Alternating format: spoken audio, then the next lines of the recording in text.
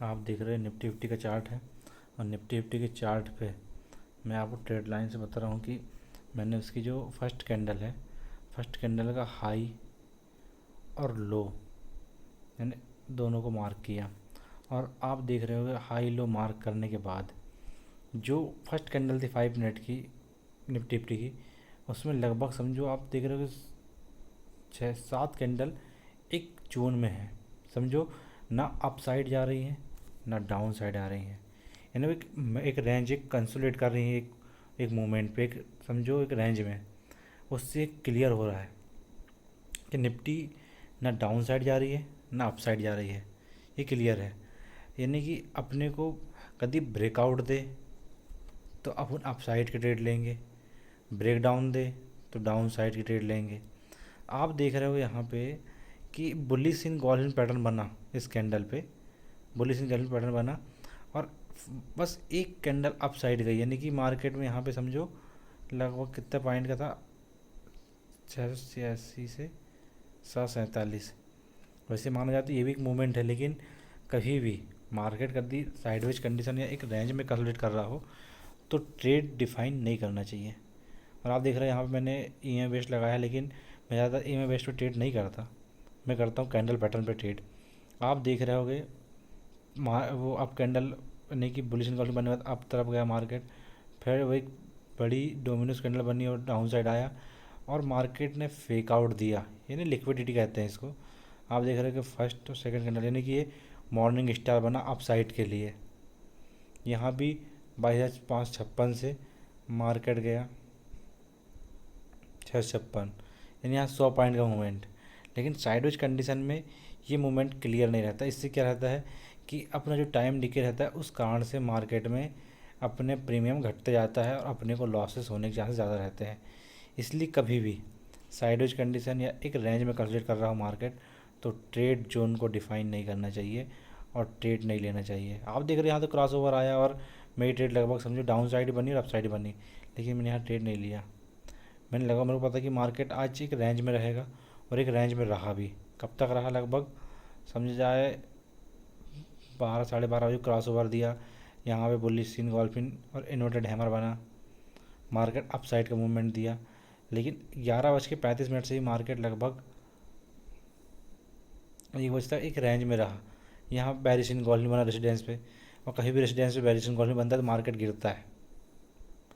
मगर अभी युद्ध में किसी भी तरह की कोई खबर नेगेटिव नहीं आ रही है, इस कारण से मार्केट में करेक्शन नहीं आया और मार्केट नहीं गिरा और निफ्टी नहीं गिरी। आप देख रहे हो कि यहाँ पे बैरिस इन गोल्फिन बना सपोर्ट पे, कैंडल पैटर्न पक्का था मार्केट डाउन साइड जाना था, जबकि यहाँ पे क्रॉस ओवर आया है अप साइड के मूवमेंट का। तो यह है कैंडल पैटर्न से मार्केट में आप क्लियर है। अगली कैंडल रेड बनी, ग्रीन बनी और ये बना बुलिश हरामी। तो कहीं भी रेसिडेंस को सपोर्ट बना रहा हो और बुलिश इन गोल्डन पैटर्न बन रहा हो तो समझ जाइए कि मार्केट में अप साइड जाने की चांसेस हैं। और मैंने यहाँ पे ट्रेड लिया और लगभग मैंने यहाँ पे 100 पॉइंट बुक कर लिया।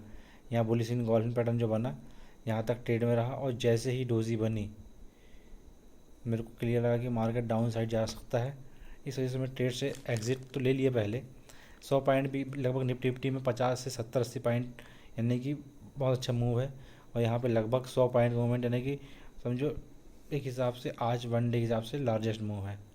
वैसे तो मार्केट आज 120-130 अंक के समथिंग यहाँ पे जाने को 255 अंक गया है निफ्टी फिफ्टी, और 1% से ऊपर गया है मार्केट।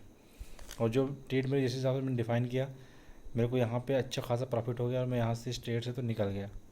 लेकिन आपको बता रहा हूँ मैं कि ट्रेड लेना है कभी तो रेसिडेंस पे, ये बुलिश हरामी बना, यहाँ बैरिस इन गोल्डन बन चुका है, लेकिन अगली कैंडल जो रेड कैंडल के अंदर बनी ये बुलिश हरामी पैटर्न है। और बुलिश हरामी पैटर्न बन रहा है, इसका मतलब क्लियर है कि मार्केट में अप साइड का मूवमेंट बहुत ज़बरदस्त आने वाला है। और वही हुआ।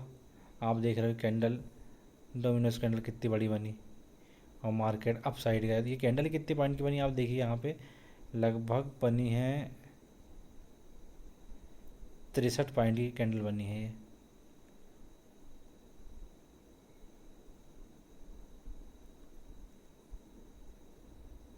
65 से 68 पॉइंट की कैंडल बनी है।